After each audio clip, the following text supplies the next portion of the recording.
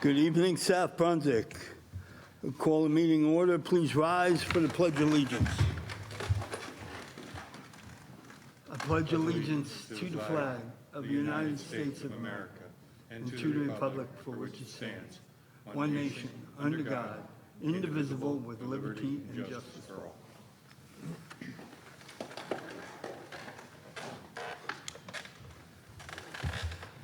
New Jersey Open Public Meeting Act was enacted to ensure the right of the public to have advance notice of and to attend the meetings of public bodies in which any business affecting their interests is discussed or acted upon.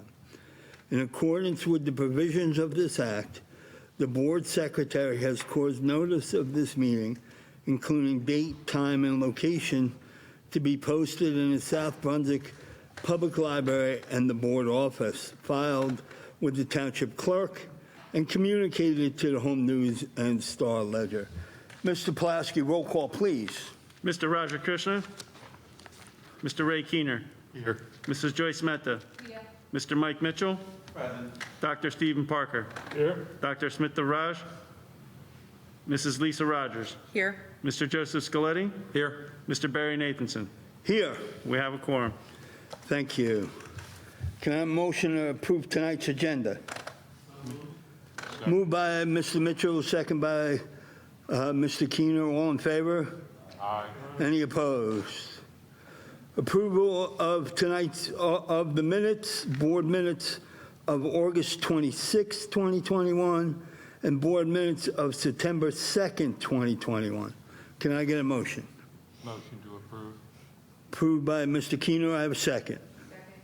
Second by Mrs. Rogers. All in favor? Aye. Any opposed? Moving to report of the student rep, Victoria. Okay. Good afternoon, ladies and gentlemen. For our meeting for today, we'll be starting off with athletics.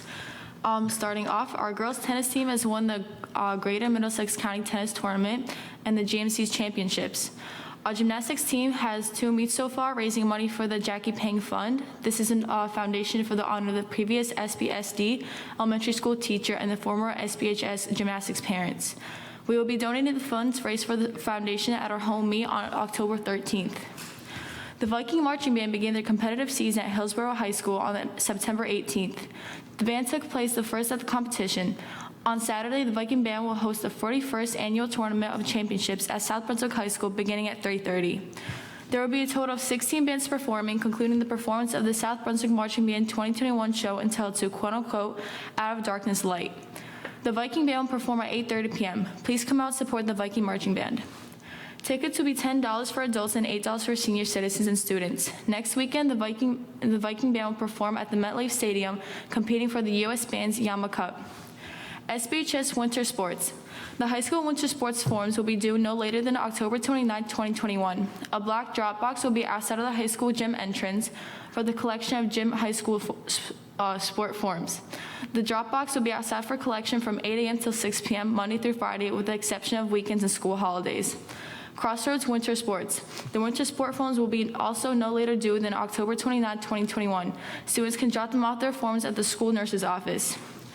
All right, so we have multiple high school home events coming up. September 25th, there will be the girls volleyball versus North Brunswick, girls soccer versus Monroe, field hockey versus Piscataway, 41st annual tournament of championships, marching band. September 28th, the girls volleyball and field hockey versus the East Brunswick team, girls tennis versus Monroe, boys soccer versus Perth Amboy. September 30th, field hockey versus Monroe, girls tennis versus Piscataway, girls volleyball versus J.P. Stevens. October 1st, football versus Monroe. October 2nd, boys soccer versus New Brunswick. We all hope to see you all supporting our Vikings. Now, since we're already on the top of games, October 1st, we have our USA night. We encourage everyone to wear red, white, and blue, showing your spirit.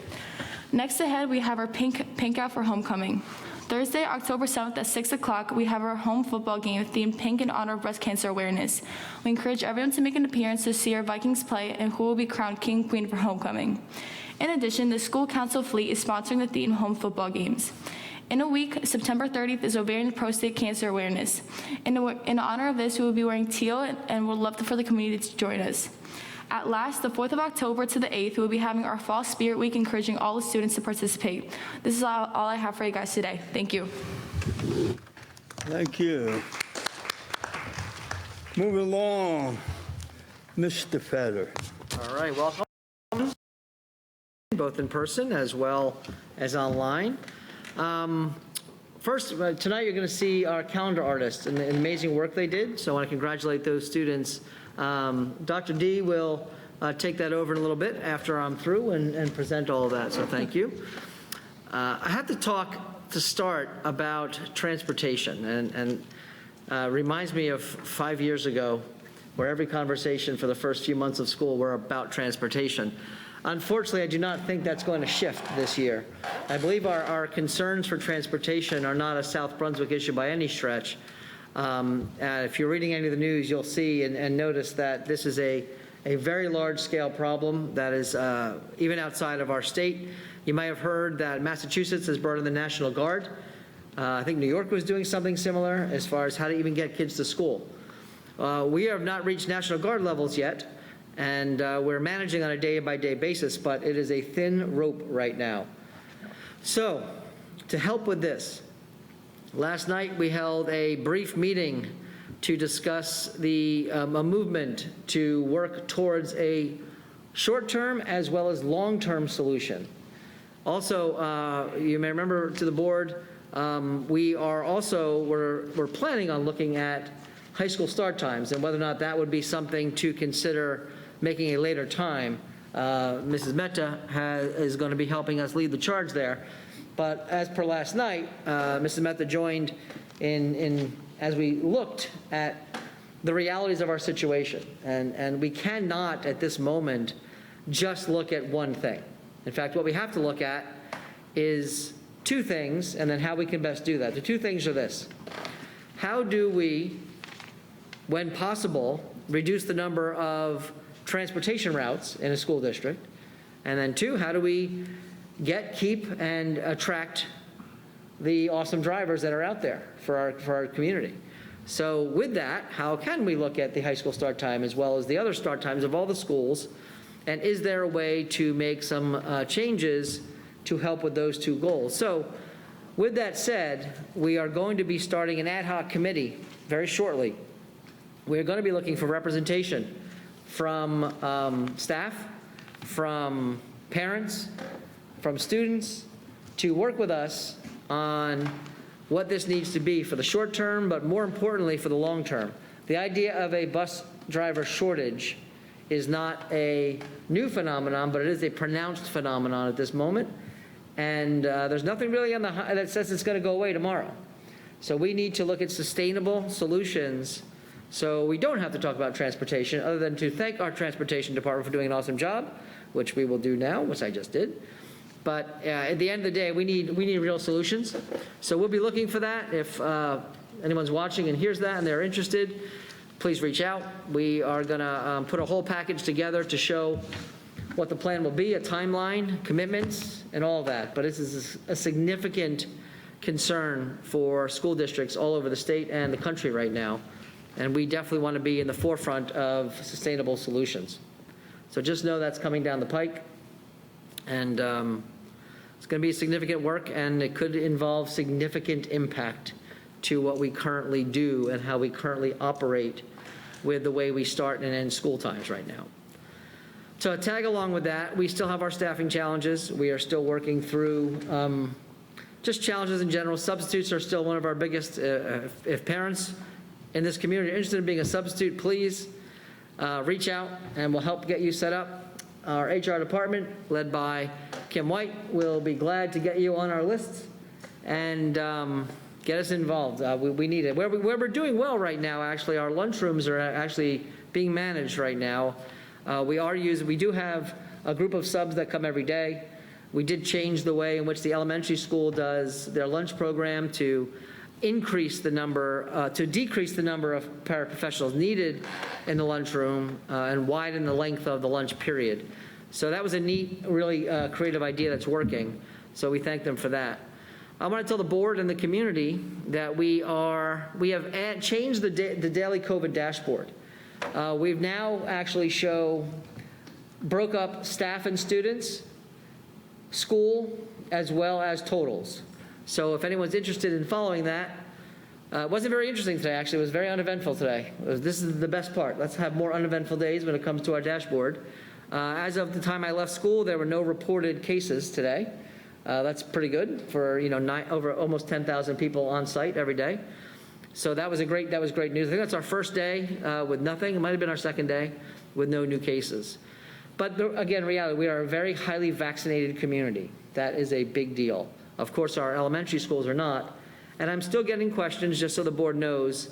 They're minimal, but we do have averaging 1 or 2 questions a week asking why the district has made the decision to not allow for virtual learning.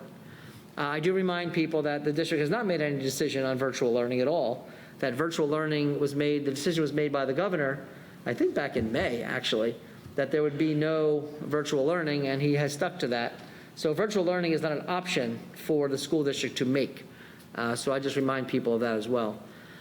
Also related to COVID, I know COVID and transportation, but there's the FAQ. It's a real-time live document, so if there are changes, we will make them, and then we will notify the community. Right now, there's been no changes in the last about week, but the FAQ is there if you have questions. I strongly ask our families to read the FAQ probably before even reaching out. Usually the answers are there. If they're not there, no problem at all. Please reach out to the school, and they'll be glad to help you with your questions. One thing that we're hearing is just there's so much quarantining going on. And the quarantining is a very frustrating situation for families as well as for the school. We do not want our kids to have to keep going home for 10 to 14 days, but the rules set by the Department of Education, Department of Health, and Governor are very, very strict on who has to quarantine right now. And so we really feel like we're quarantining kids right and left, and teachers and staff members right and left. And we're going to keep doing what we have to do. But it's a very challenging, and I know that parents do not like getting that call or that letter that says your child has to be home for 14 days, and so do their siblings. So it's been a trying situation, and again, kudos to our staff, our principals, our assistant principals, supervisors, our teachers, paraprofessionals, just making this work, our secretaries. I mean, it's amazing that it has been quiet. And I tell you, you can visit a building right now, and you'll see it's pretty calm. It's pretty calm. But if you come at certain times, it isn't so calm. Don't come at lunch. Don't come at lunch. Any other time is fine. Yeah, don't come at drop-off. Drop-off's been better now. No, it's pickup. Pickup's a little rough. Yeah, pickup's a little rough. But again, it's just working through the systems, managing, keeping kids safe, and working through that. So it's happening. So I'm going to move off COVID now and just talk a little bit about the Start Strong assessment. So if you've been following, the state canceled standardized testing the last 2 years, and they moved the first standardized test to be this year. Actually, we're taking them in October.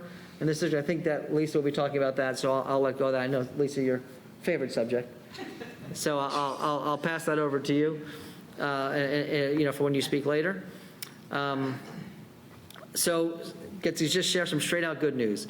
We have 10 of our students in the high school have made National Merit Scholarship. They are merit scholars. They are semifinalists, and that's fantastic. You'll get to meet them and their families, hopefully in person, right? When that's time, hopefully gets back in some in-person things. Some other good news to share. And again, I think I've shared with this board and the community how I feel about those rankings, like those niche rankings. I don't really believe in them at all, except for when we do well. Then I believe in the rankings. So we actually do well generally in those rankings. We are, I think since I've been here, we are the #1 school ranked in Middlesex County by niche.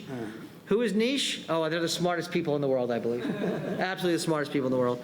We're #1. We're #7 in the state for best teachers, #9 in the state for best school districts. Again, #1 in the county, #15 in the state for best school districts.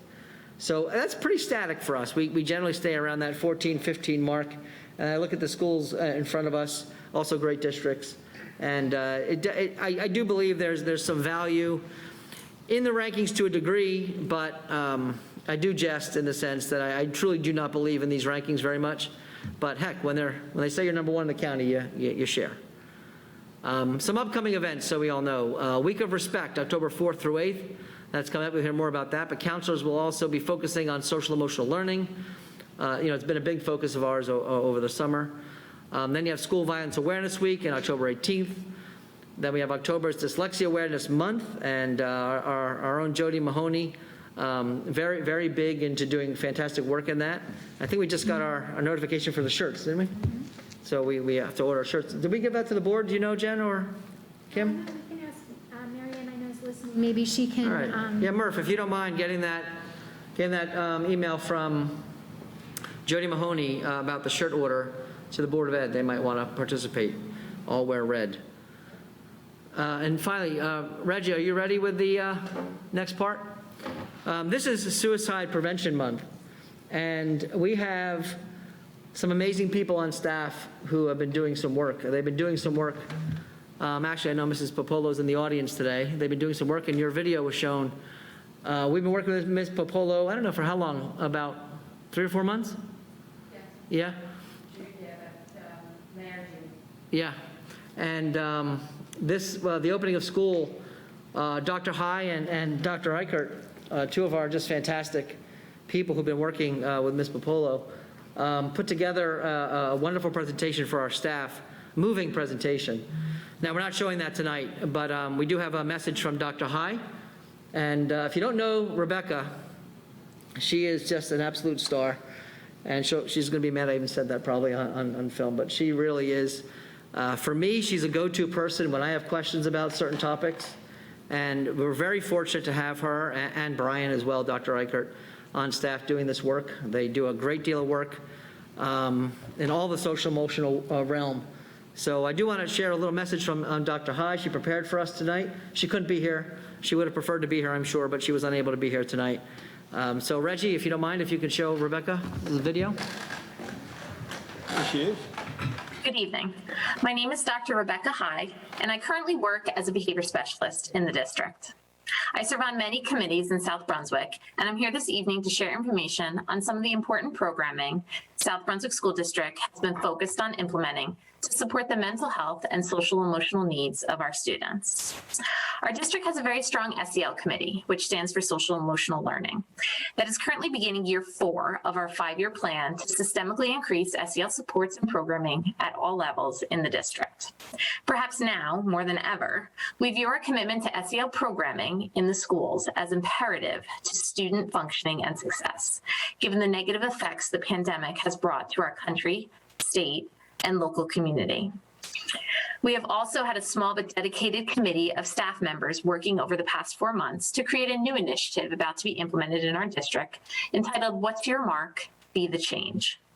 This programming is focused on helping students and staff increase their empathy for others, as well as taking responsibility for one's actions in order to promote a better social emotional climate that everyone can benefit from. We want our students and staff to grow very mindful of the impact, both negative and positive, that their words and actions have on others, which is the mark they leave. Through this initiative, we hope that students and staff will not only begin to act more consciously when it comes to leaving positive marks on others, but also be more conscious when it comes to refraining from leaving a negative mark that could turn into a scar.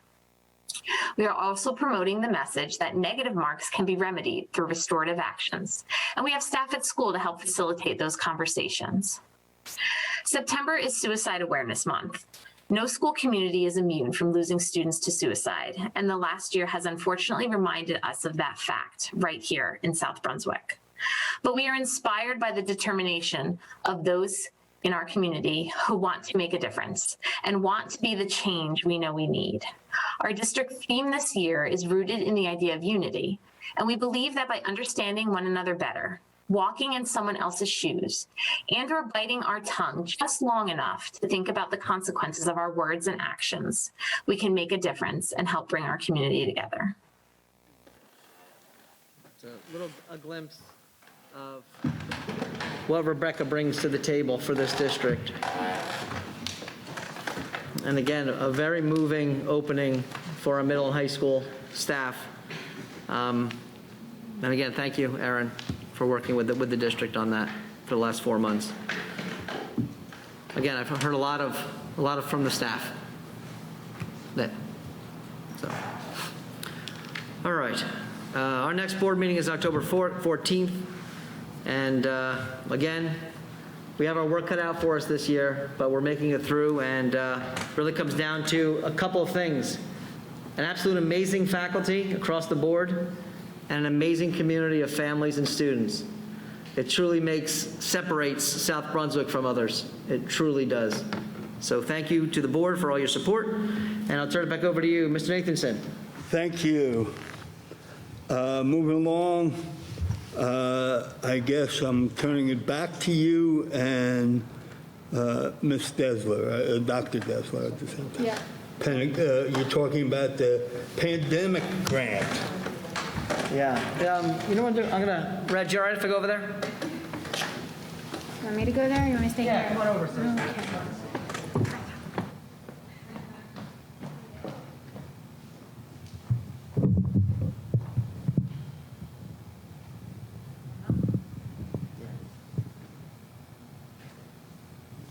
All right, so, Reg, God? Yeah. At our last board meeting, we mentioned that we were going to do a kind of a share for you on the pandemic money that's been given out by the federal government. Almost all of the money we have received, if not all the money we've received, has actually come from the federal government, and we're going to go through that tonight. So I'm going to start by just talking a little bit about the flow of the funds, and Jen will get into the actual nuts and bolts of where the money went or where it will be going. So let's start off with these federal grants. You're going to hear different terms. You're going to hear Esser funds. You're going to hear CARES Act. You're going to have the ARP, American Rescue Plan. Bottom line for me, it's just money they throw into the pot. Where it comes from, we're happy for it. We're good. We're glad to have it. And, it's just different places it comes from. But it gets earmarked for different things, and that's kind of important. So from this slide, you can see that the federal government has put about $2 trillion into this, $30.75 billion just for education. That's come in the way of CARES Act. As you can see, 10 states have gotten a ton of money. We were not one of those 10 states. And I can tell you South Brunswick was not one of those districts that got a ton of money. We didn't do badly. I'm not complaining. But if we were doing a full comparison check, we are definitely not anywhere near other districts. And if you do it a per student basis, it's not even close to many, many districts. And not only districts that have a lower income, other districts looks just like us somehow got a lot more money. I think East Brunswick got about 40% more money than we did.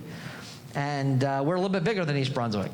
So just understand there's good money, and we're not complaining about money, but it isn't as much as people might think. I think there was an article that came out in the Patch, and they had actually made a mistake, and I really thank Sarah, the author, for when we pointed out the error. They had put down that we were getting $7.8 million. And that actually, I found out what the error was. The error was that was East Brunswick. They had written the Patch article for East Brunswick, and it was $7.8 million. And then they just probably forgot to change that, but they did change the other part. They retracted that, so thank you.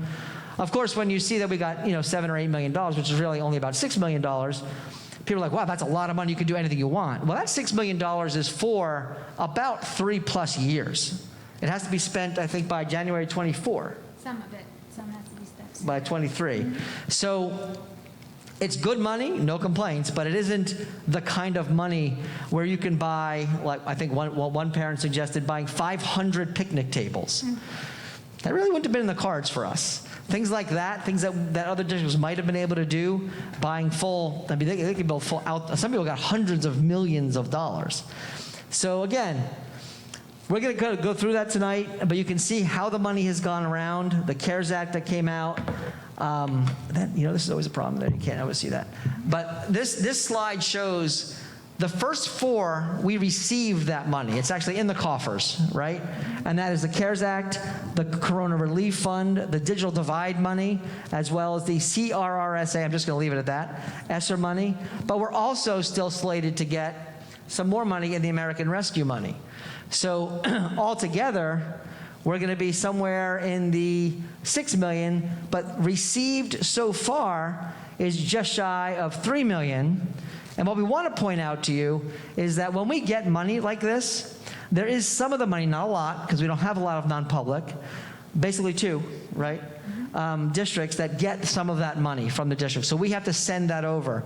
In this case, in the CARES Act, we send $34,000 to non-publics, and then in the digital divide, that was $33,000. So in the end, though, our district currently has in our pockets just shy of $3 million from those funds. Then we're looking at what's coming, and then we have the American Rescue Plan, and then an IDA component. Now, that's a little over $400,000, of which 85% of that money must be spent on special needs students. 15% must be spent on regular education students. And that is a more specific spending, whereas the $2.2 million from the American Rescue Plan, the top number, that money, we have a lot more flexibility in what we do with that. Not all of the money we've received that we have absolute flexibility, and Jen's going to go through that as you see where some of the money's wound up. Ultimately, we're looking at about $6.6 million in new dollars for South Brunswick across those areas, of which, remember, $3 million we already received, and about $3.5 million, or about $3.7 million, we're still going to be getting. We have to do a lot in planning and prepping and sharing with the state and the federal government how it's going to be spent. We're very accountable to this money. This isn't that we can just go do whatever we want. We have to be accountable. And that's where Jen, Suzanne Luckborn couldn't be here tonight, but big player in how this gets done. Kelly LaRocca is our accountant. David. You want to give David credit? Yeah, I do. David, too. Good job, David. So again, it's a lot of people putting a lot of time to make sure we do this right, and we do everything we can for our kids and our community with this money. So with that said, I'm going to turn this over to Jen, and you're going to flip that. Yeah. So we're just going to share with you a little bit how we spent the money, and there are some stipulations, and we gave some real good thought on how we would go about it. The CARES money was the first that we got, the first allotment. So really the readying and getting digital tools into the hands of our students was a major priority, as well as the PPE and cleaning supplies. That money, that number there is what we got in the grant. I know that from our local funding, there was other money spent towards PPE and cleaning supplies. So this was just what was spent in the grant. So that was our first focus. You can see, along with Chromebooks comes other pieces of things that you need to buy to protect them. So that was all part of this first grant. After that, we received monies, and then we looked towards our staff, and we knew that we needed to put materials in the hands of our teachers so that they could do virtual instruction last year. So you can see that we purchased 700 MacBook Airs. Along with it came all of the care that was needed, and a thank you to Sharon Johnson, our Director of Technology, who helped make all this happen and getting us the right materials for the right cost and making sure that the devices are in the hands of our staff and our students. We also had to add converters or adapters for them to be able to make all the systems work, as well as headsets were needed. So you see that came out of this funding, the Coronavirus Relief Fund grant. We received one more digital divide grant, again for technology. And with all of this, we really had to look at our infrastructure. We weren't necessarily planned for all of this, and we had to make adjustments. So fortunately, we were able to use this grant funding, which is going to future benefit. All of these pieces are really going to future benefit our district. So we spent the money wisely and added broadband to our network and other kinds of protection, as you see up there. So now, getting to the education side of things, this grant was the Esser Grant. And honestly, board, I don't know if you remember, but in the spring I talked about this grant, and I shared with our group here and with the community at home how we'd be spending the money. So now I'm showing you the numbers that go along with it. And you can see within this grant, we were able to hire interventionists. These are people, these are salaries. We added 8 new staff with this grant who are being paid out of the grant for their services, for their work, for their time in the district with us. Additionally, we are adding a RTI, response to intervention, consultant interventionist, and they will be part of that number there. Another big part of the work is hourly intervention work, and that's from K-12. It started this summer, and there were things from like credit recovery to ELL summer programs to STEM courses and lab courses for students to fill gaps and make advancements, as well as intervention planning at the elementary level. There's plans to use this money over the course of this school year and into the summer, and then some of our future funding is going to pick up where these things leave off. Additionally, the instructional materials, one big ticket item there was the need for iPads in our Ks and 1s, and so we're able to use this grant to allow for that. You can see that we allotted money for consultants. Those are things like Orton Gillingham, which is an intervention approach to help some of our struggling learners in the area of phonics and English language learning. Or ELA, excuse me. We had money allotted for conferences as needed for some learning, for our learning loss. In the other grants, this Learning Acceleration Grant, there was hourly work done there. Those were monies that were used out of the high school, and that's really where the monies came from for the summer work for the credit recovery and for the STEM camps. That money there, that learning acceleration, it really was I'll tell you guys, it was a bugger because they had a lot of stipulations there on the percentages of using it towards math or using it towards science or using it towards ELA. So there are requirements, and that's where I really give a shout out to Suzanne Luckborn as kind of really the person that reads so closely so we know exactly what we need to do. Because we're held accountable, we have to show every voucher, we have to show every plan on how we spend this money. So between her and Kelly LaRocca, we really make sure it's well done. Finally, the last piece is our mental health. Honestly, there's mental health aspects all throughout, but they gave us money specifically towards it. We're using a bulk of that money. We purchased a universal screener to help us, and as we just heard from Rebecca, there is a need, and we do have a commitment to this work. Again, there's some money allotted there for those folks to get more learning, as well as some interventions. Those hourly interventions are all attached to kids. That's working directly with students in small groups. So at each of those, you can see a lot of money is put towards that. That's the money that we spent so far. So you know there's about close to, what was it, $3 million more coming? The way we spent this year will most likely be a continuation of those services. So as we plan, we've seen that we know it's coming, but we haven't directly inputted into the system of how we're going to use it. But this is our plan. This is what we're going to want to. But we will report out again as that money becomes available for us to use. Some of it isn't able to be even used until May or June, and then it goes into next school year. So we're really hoping that some of these programs we're putting into place, we're going to be able to sustain them for a while because of this grant funding. So lots of money has come in, and I know Scott says that it's compared to others, not a ton, but we're really making every penny worth it and doing great things for our students, trying to give them what they need. So any questions from the board? Jeff, can I just say one? Yeah, of course. Am I on, Reg? Hello? If you go back, Jen, go back to the last slide. So if you look at this slide, you'll see that mental health is $45,000. I would actually say that's a slap in the face to South Brunswick. We were told before we got these monies that the minimum amount of money that any single district in the state would get was $45,000.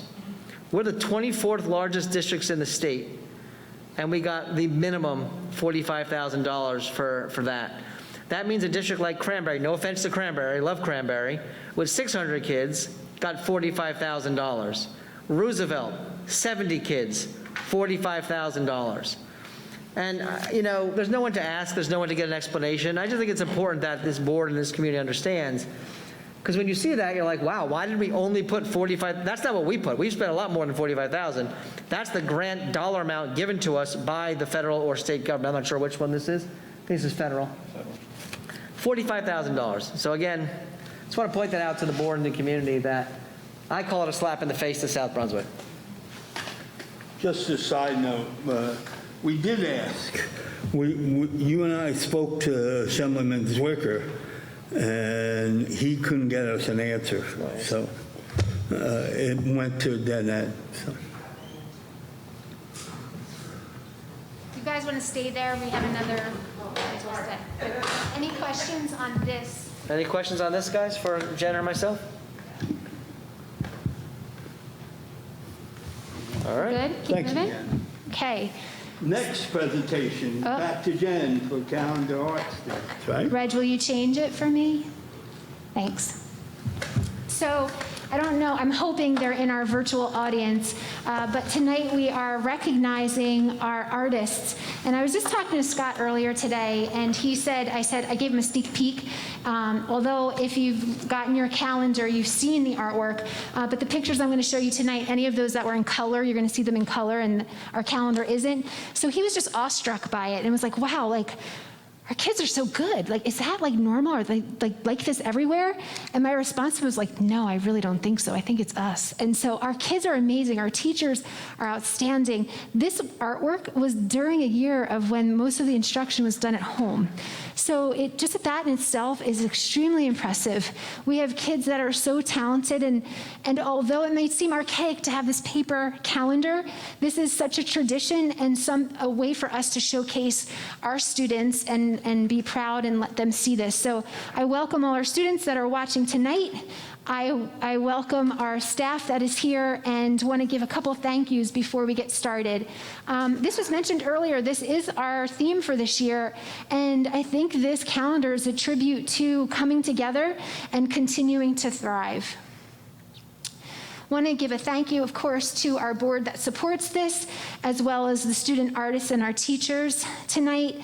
Kristen Laskin and Blair Eisman are supervisors of art, and I give them a big shout out for their support and the hard work they do working with the staff. I thank Elizabeth Williams. I think this is her least favorite task of all the things she has to do.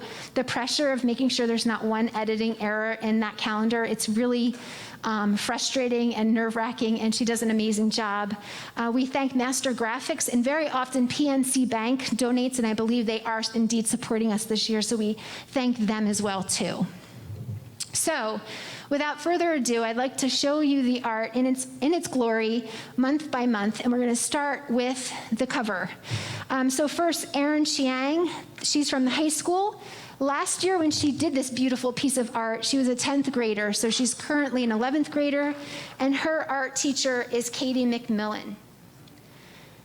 Each one is like, I'm blown away by each, so take a good look. Next up, Bianca Guzman. She's at the high school, and I can't see it's cut off, but I believe she's grade 9. Is that grade 9? Grade 11. Grade 11, sorry, it's just cut off. She's grade 11, so this year she's a senior, and Kim Coleman was her art teacher. Another beautiful. These are in black and white because that's how they were made. Wow, right? So Morel Hannah. She was in 9th grade when she made this, a current sophomore at the high school. Rebecca Bufus was her art teacher. Scott thought that was a picture, like a photograph, just saying. Yeah. Some of these we have like we want to take home and hang in our house. Amanda McDonald, she's high school. Is she also grade 11? I can't see, or is that 9? Thank you.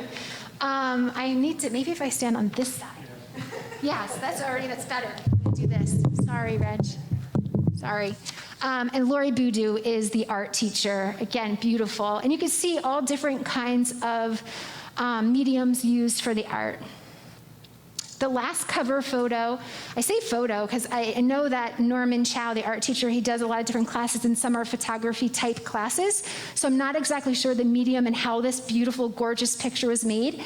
But Anjali Singh from the high school, grade 11, now current senior, did this artwork. So that's the cover. That's just the cover, people. We always highlight our high school kids on the cover, and now within the pages of our calendar, which also holds important, pertinent information about our district, and it's a great resource for our families at home. Oops.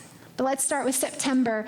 In September, you will find Thomas Tannenberg's beautiful drawing, painting, coloring. I'm not sure what was used on that, but it's gorgeous. He's from Cambridge Elementary. He was a second grader when he did this, and Kristen Mallon is his art teacher. The colors are gorgeous. I think we need, business administrator, I think we need to afford to have color calendars in the future. Yeah. Add that. I'm kidding. I'll have to get a bigger donation from somebody else. October, Vita Kolaru. She's from Crossroads South, grade 8.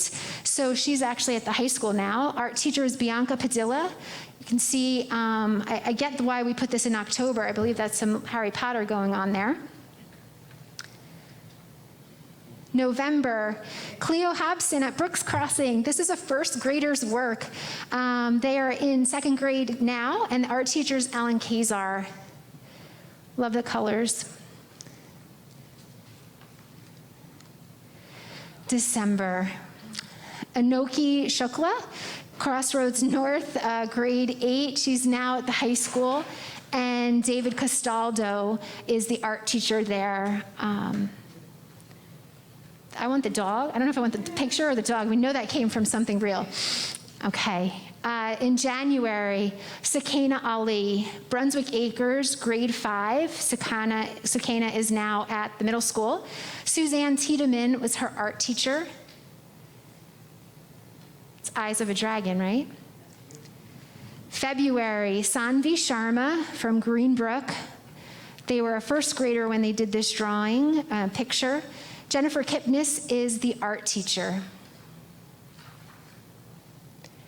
And for March, it's Harsha Rain from Constable, a 4th grade student at the time, now a 5th grader there, and Tracy Kachalik is the art teacher.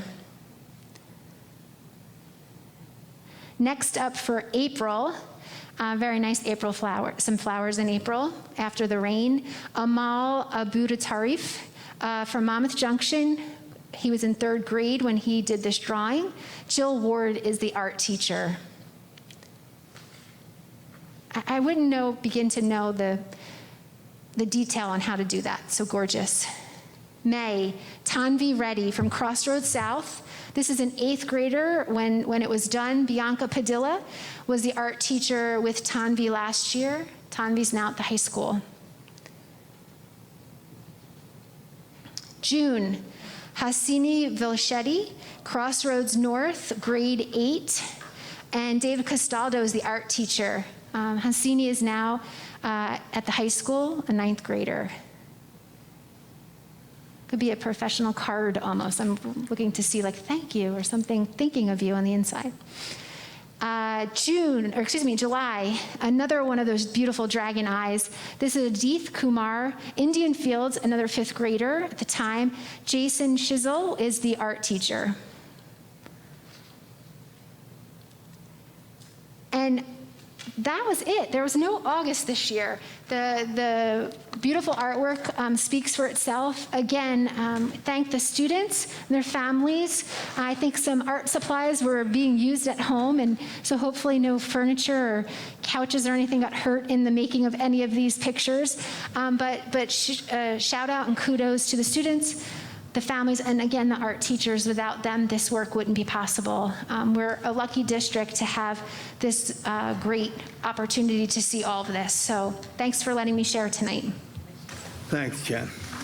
Actually, for the board and the people at home, this used to be in color, and unfortunately our funds were cut from the state, and we're using the PNC funds, and that's why it is currently in black and white. Also, one of the main perks of being president is being able to be at the mic when Jen is talking about each student, and the art teachers are here, and the students are here, and the public is here, and being able to see the beautiful artwork in color and shake the artist's hand. So that unfortunately is one thing that is gone because of COVID. So thank you, Jen. Moving along, we're going to move to opening to the public. The Board of Education recognizes the value of public comment on educational issues and the importance of allowing members of the public to express themselves on school matters of community interest. Complete copies of the rules that govern this portion of the meeting are available in the public at the back of the room, or you can obtain an advance copy by contacting the board office during regular business hours. We reserve the right to limit each speaker to no more than 3 minutes. It is our plan to listen to each member of the public. We will note all questions and comments made. Once all questions and comments from all members of the public are made, the Board of Education will respond if necessary to questions or comments in the most timely and efficient manner available. Please consider not repeating comments and questions made by other members of the public. I ask you state your name, spell your last place of residence, or your group affiliation. Mr. Pulaski, anyone sign up prior? We don't have any pre-registrations this evening, sir. So anyone interested in speaking in the audience? Seeing no hands, close the public portion. Okay, moving along, board committee reports. Mr. Scaletti, you want to go first?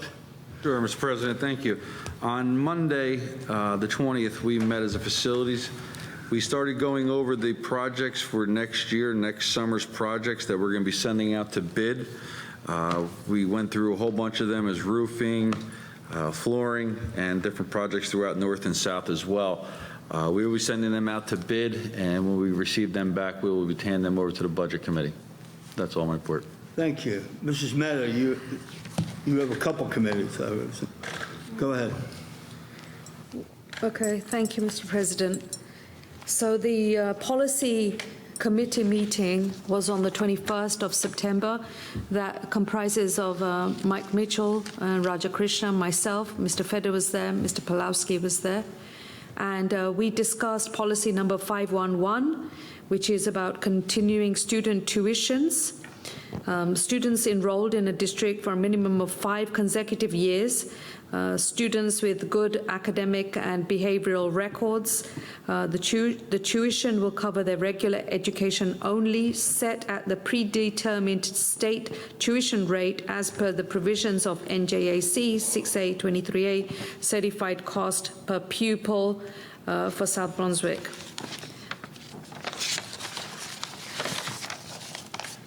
Any and all costs above regular education programs will be at the full expense of the parent. The parent agrees to provide all transportation to and from school. NJSIAA policies must be followed by both the district and the student in relation to this agreement. This policy covers students entering grades through to 11. Just to let you know, with these policies, it's actually being sent to the attorney right now as we speak. And with policy 511, there are revisions with that, and anybody can come and see the revisions. But basically, the revisions are providing space where students can continue their studies at South Brunswick High School tuition-free for 1 academic year, providing they meet the following criteria. Number 1, that they've successfully completed the 11th grade at the high school, South Brunswick High School. Number 2, the student receives favorable recommendation from the superintendent to the Board of Education as to his or her scholarship and citizenship. Number 3, the student's parents or legal guardians were previously domiciled in South Brunswick for 5 consecutive years prior to moving out of the district. Number 4, transportation will be the responsibility of the parents and guardians, and we are going to add number 5, that make sure that they are not a tuition-paying student. So all these changes are being revised as we speak. I'm just going to make a quick comment. Thank you, Mr. Feder. He already spoke about the late start times committee. We had a meeting yesterday evening, and it's just a beginning of the discussions where we go from here, because obviously, as Mr. Feder said, transportation is a key issue. So we will be working to move this forward and find any solutions possible to this situation. Obviously, the mental and physical health of the students will be a key priority in discussing about late start times, and we'll see where we go from here. Thank you, Mrs. Matter. Can I add something, Joyce? So, Yeah, go ahead. in policy 5111, that policy, which we're asking you to consider, relates to the idea that a current South Brunswick student who had met all the criteria that Joyce had shared moves out of South Brunswick and wishes to stay in South Brunswick. At that time, the policy that Joyce read through would kick in if the parent wants, at a tuition cost, which comes down to what the computer and this is all David's world says it is. The board isn't setting a random or arbitrary tuition. It's a defined number based upon the grade level the child would be going into. So what the board is being asked to do is to consider, currently you do not, that is not a provision. The only time that is a provision, if you heard Joyce talking, was if you were going into your senior year under certain circumstances. This would expand, but that's free, right? So what basically South Brunswick is saying is, if something happens and you must move as a senior, we don't want you to lose your last senior year. We allow people to do that. That's already in the policy. The change, the ask in this particular policy is specifically about the idea of a student that moves out after being in good standing for 5 years and all the other things, they would then have to pay tuition to remain. So that's the crux of the policy that Joyce and the team has worked on. Mr. President? Yeah, go ahead. Yeah, so off of that, thank you, Mr. Feder, because I wanted to clarify the rate of student transportation as well. So I want to make sure I'm clear. You're saying that if there's a child that goes from 11th grade to 12th grade, there's no tuition? Currently, 11th, 12th grade under certain circumstances, no tuition. They're able to stay at their own transportation then. So if a child is in, say, 8th grade, they would have to pay the tuition and their own transportation. And do we know those numbers yet? David had them. They were, elementary was in the 12 to 13 range. It goes up a little bit in the middle school, then a little higher in the high school. Will they increase each year? Yes. Okay. We'll see those numbers prior to?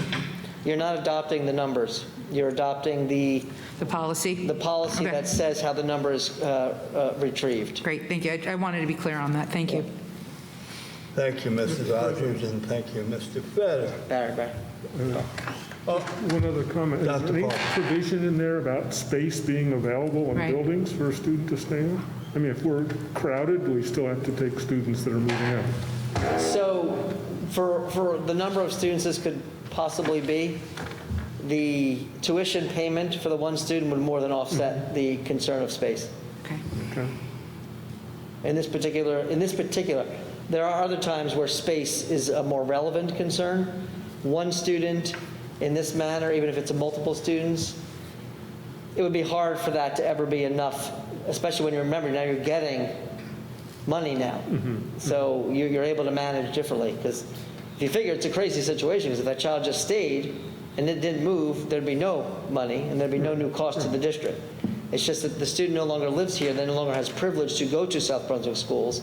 If they want to keep that privilege, it's a cost. The question of space, I don't believe, is of concern in this particular policy. Okay. Thank you, Dr. Parker. But it's great. Any other questions on the subject? Seeing none, Mrs. Rogers, you want to Yes. speak about curriculum? Yes, so the curriculum committee consisted of myself, Joyce, Mr. Feder, Barry, Dave, and Dr. Disler. Smith is traveling to India. So we did meet on Wednesday. We had a full agenda. There was a lot to discuss, including the testing.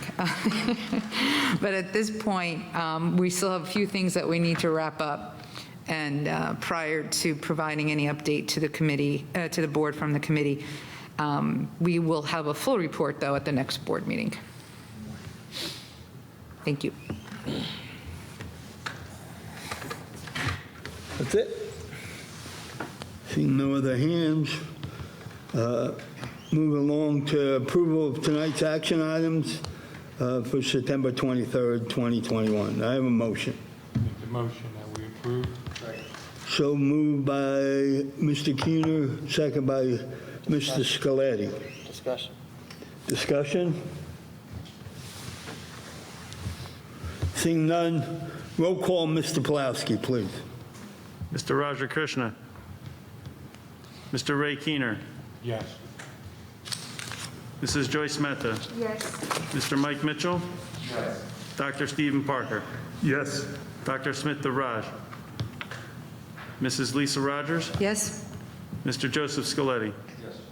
Mr. Barry Nathanson. Yes, Motion carries. thank you. Move along, board comments. Any to my left? Seeing none, any to my right? Mrs. Rogers. I just have, I have two questions and then an update on two items. Okay. So regarding the substitutes, the paras, are we looking for substitutes for nurses as well? Oh, sure. We are? Oh, yeah. Okay. And the reason I say that is because I think there's a lot of nurses out there that are retired that might be willing to come out on a part-time. Oh, I hope you're right. Yeah, who would they contact? Kim. HR, Kim? Okay, I just want to make sure that it's nothing different with the nurses. Thank you. Regarding the presentation, the Dr. Height and is it Dr. Reichert? Dr. Reichert, yes.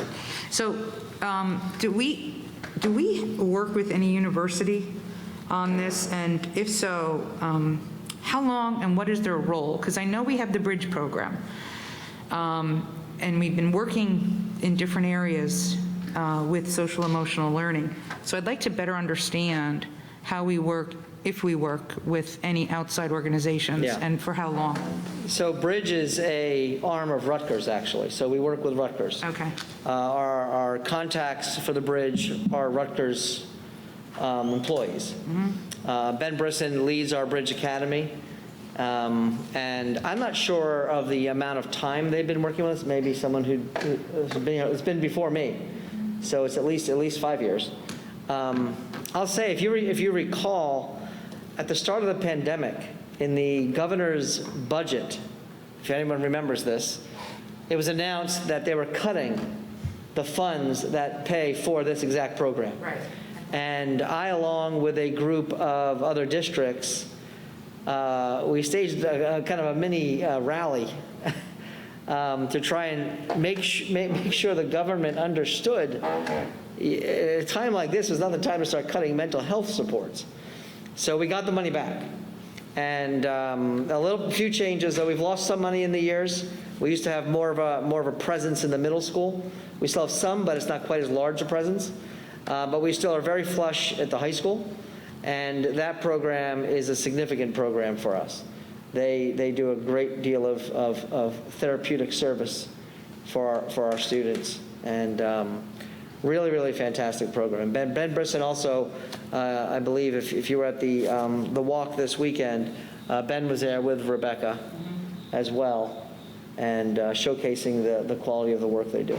So are they, Can I ask I'm just not clear, are they part of, I'm sorry. That's right. I just want to add also, Sure. Scott, that we have 2 Rutgers interns that work directly with Dr. Eichert and Dr. High and our SEL committee, just to add that piece, connection with Rutgers. And that's how we found Brian, honestly. Brian, yeah. So they're not, so Dr. High and Dr. Reichert, they're not part of Rutgers?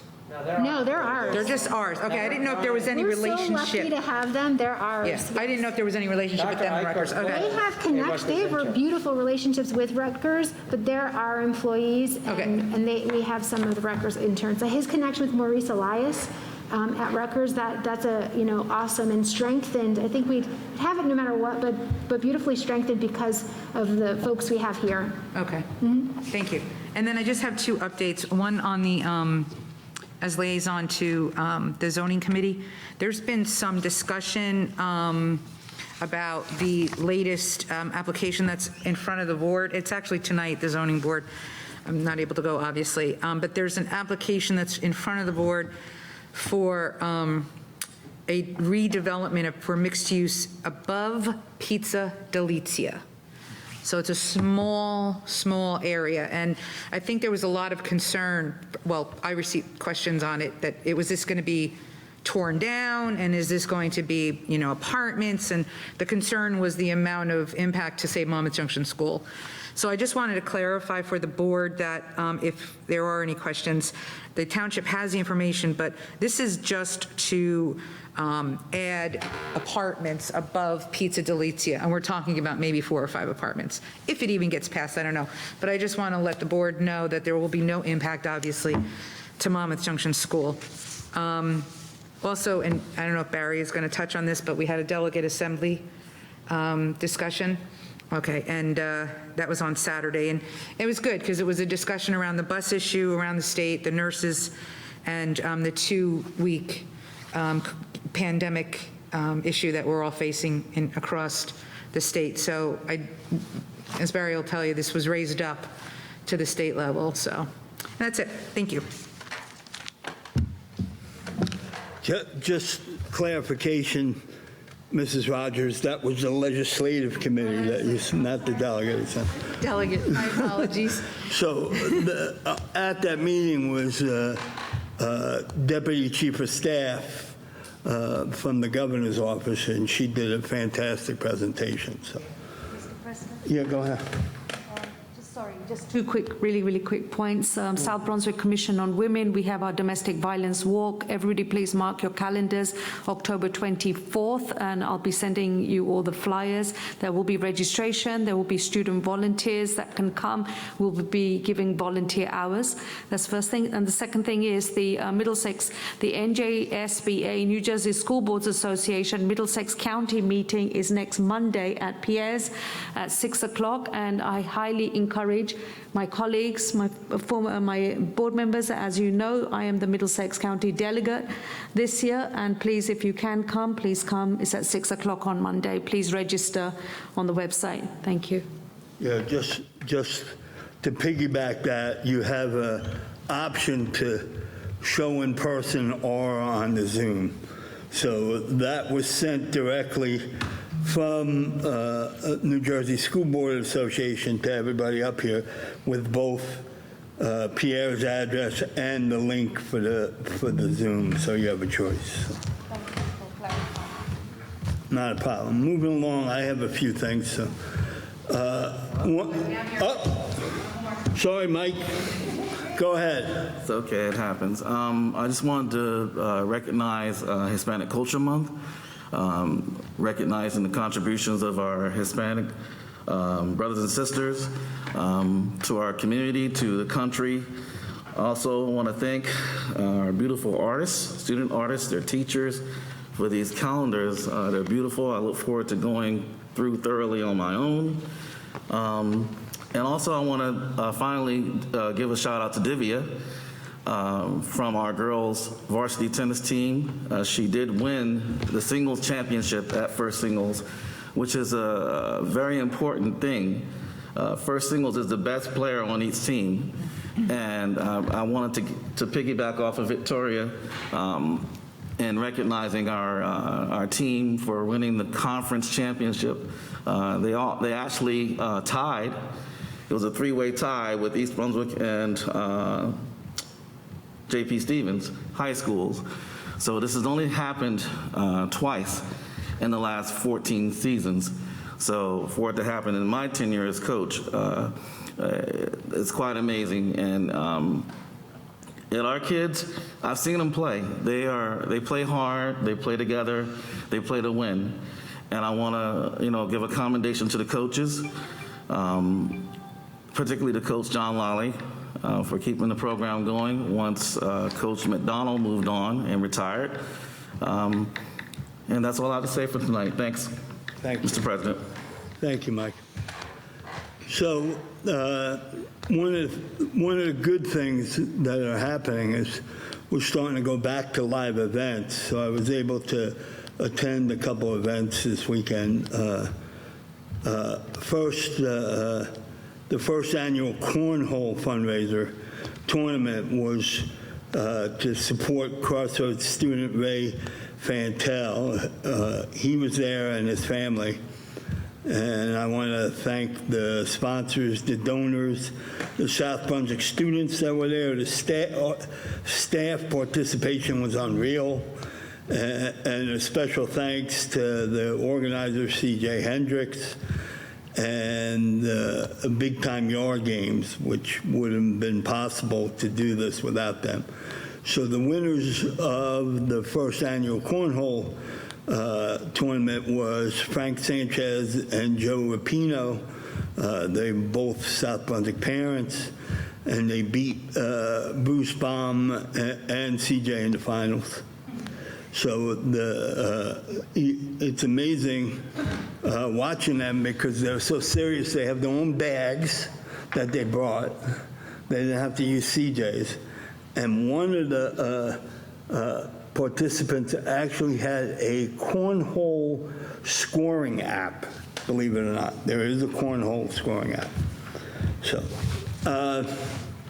moving along to the second thing, and I want to piggyback what Scott said. I want to thank Erin for working with Dr. High and the staff at the Bridge Center and the work that she's done for the last several months. I appreciate it, and on behalf of myself and the board. So Sunday was the third annual suicide awareness walk, and again, the weather was like perfect. It couldn't have been any better. And the entire Bridge staff was there. Ben Brinson, Jackie Novak, who was the organizer, like I said, the entire Bridge Center staff. Dr. High spoke and went through basically the stuff that she said on the video. It was definitely an amazing day. And there were so many members of the community, the staff. Amy Finkelstein was there to help. And the Viking volunteers. So anytime you go to an event and the Viking volunteers are there, it's amazing. So I want to thank everybody for the support. The one last thing, which I have to go to my phone for, and it was posted today, and it's by a family from a legendary teacher. That the Pang family, who's the family of Jackie Pang, and she's a legendary teacher from the district.